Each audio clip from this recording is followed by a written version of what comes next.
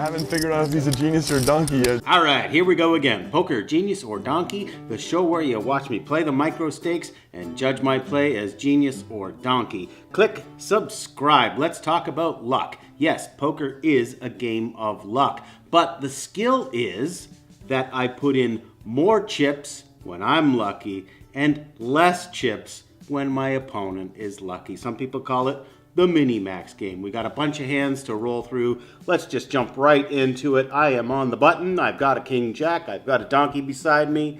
And I've got a limper up there. It's a fish. The fish limps again. And it comes around to me. Punish the limpers. Put in a big raise. He's a fish. He's going to call with all kinds of hands that are way crappier than king jack. See, I'm lucky enough to have a king jack. And he's unlucky enough to have a crappier hand, and he's probably gonna call me. And look what happens, my donkey comes along as well, and I get a call from the fish as well. So now we've got a reasonably big pot here. Look at that, there's already a king, an 8, and a 10, so it's not the best flop in the world, but I do have top pair, and I have a reasonable kicker. But here's where I really want you to rate my play as genius or donkey. Let's come around to it. Of course I'm gonna bet it. It's a fish and a donkey right beside me. 65 cents, so that's a pot-sized bet. This is saying basically that I think I've got the best hand. I am the lucky one here, so I want to put the chips into the pot. I don't think I'm the unlucky one here, and what do I get? I get a reaction, which is a raise. Raise from my donkey, and the fish folds. Rate my play, genius or donkey. I shoved it, and he called it. I shoved a king, so top pair with a reasonable kicker, but an 8 and a 10. So if he's got a king 10 or a king 8, he's got me beat. Oh, goodness. But here's a lot of stuff that he could put in there. You know what? In normal circumstances, I'm a donkey for doing this. Why would I do that? Why wouldn't I just let him? Why wouldn't I just let him do his silly little bluff? 65, he puts in a min raise. Why wouldn't I just let him do that? Well, it's taken me time to figure out that he's a total donkey, has no idea the value of anything. I think top pair with even a kind of a weird kicker is probably more than enough. And he's gonna he'll call with like a 10. He'll call with a 10-9 here. And he calls, and he's got, of course, king 7. So he's unlucky enough to have a crappier hand than me, and it goes right back to pre-flop where he's calling that big raise out of position. These are donkeys, these are fish. The next hand is a lot more standard position. We always think about these big hands, but you have to think about the little hands because that's what poker's really all about. The big hands happen more seldom. What's going to happen more often is really, really common spots where you're just trying to participate in the game. So this is a little bit later in the game. I've got a 9-7. It's a pretty looking hand. I'm just going to raise it up. Just trying to steal. That's all I'm really trying to do. Why should I even bother with a continuation bet on a board like that? Why should I bother? And look at that. Gets a 7 on the river. And he's got he's got a huge hand. He's got a huge hand, and he doesn't bet it. Well, now I know that guy is a bit of a nit, because he didn't bet it at any time during the hand. He would have got some value from me on the end there, but doesn't try a bet. So, this is where I'm unlucky, and I don't put anything in the pot. So we're going to move along to the next hand. Another common spot. Common spots are common. Common situations are more common. That's why they're called common. So this one, 9-8, another pretty looking hand. I'm putting in a slightly larger raise here because it's a little bit farther away. I want to get rid of some of these people. Those are sharks over there, so they understand the game, and I don't want them coming along with just every possible hand in their range. I want to fold out some stuff. I'm basically just trying to steal those 7 cents, that weird donkey up there. Hopefully it gets past him. And let's see what happens. Oh, no, the donkey calls it. Donkey call. And so we go to the flop, 6, 10, 5. I really have kind of nothing, so I just check it. Oh, now I've got something. I've got something. You think I should bet it? Well, I don't know. I'm really kind of not very good hand.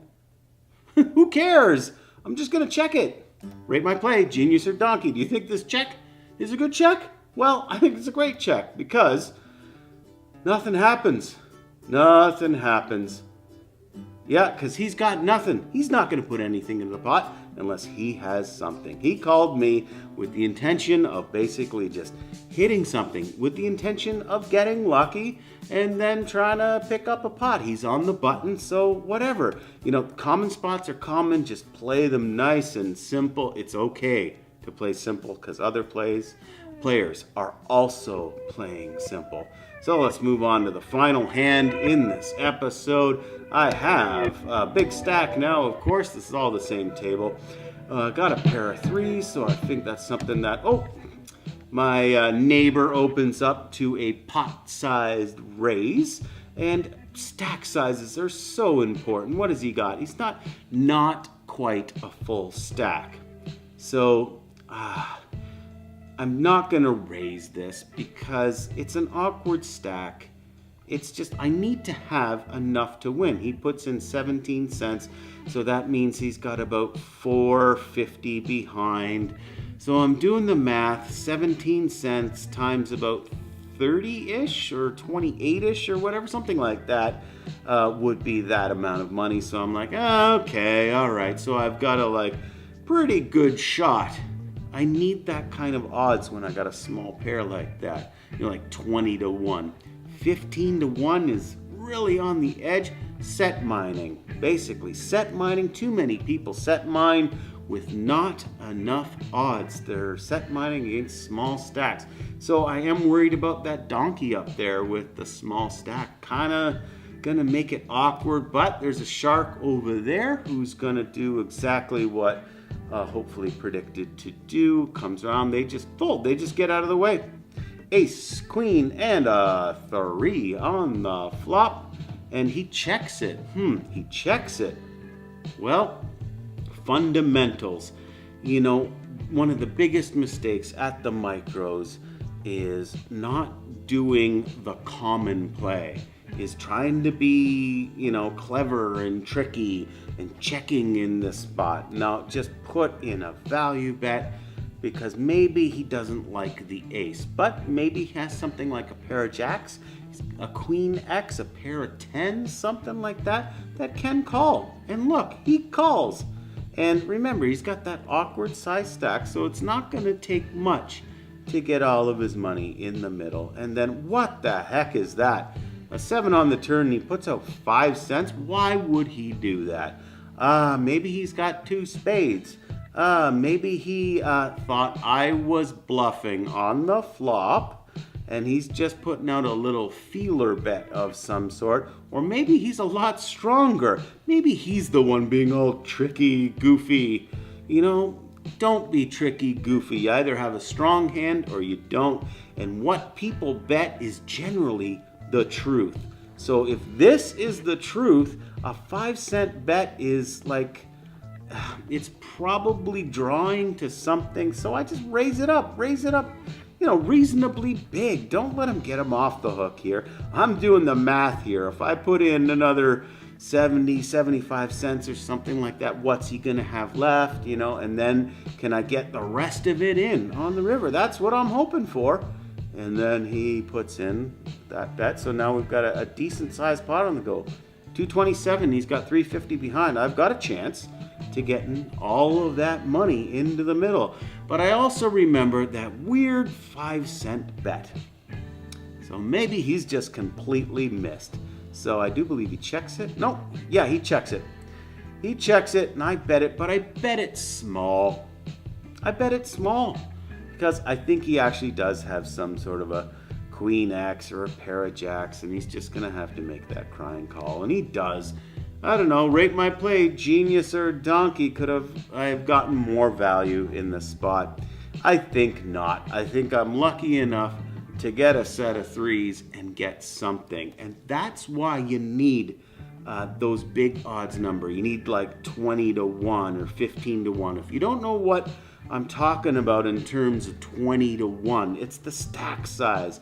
It comes down to that stack size at the beginning, you know, that 450 and that original bet, you know, what's in the original pot size there, you know, like 40 cents. So, you know, pot size 40 cents, so like his stack size is about 10 times as much as the pot. You know, you starting to get what I'm saying here? All right, well, this has been a fairly long episode. Thanks for watching Poker Genius or Donkey. Please click subscribe. Please become a patron and help me improve the show. And as always, fold. I mean, I haven't figured out if he's a genius or a donkey yet.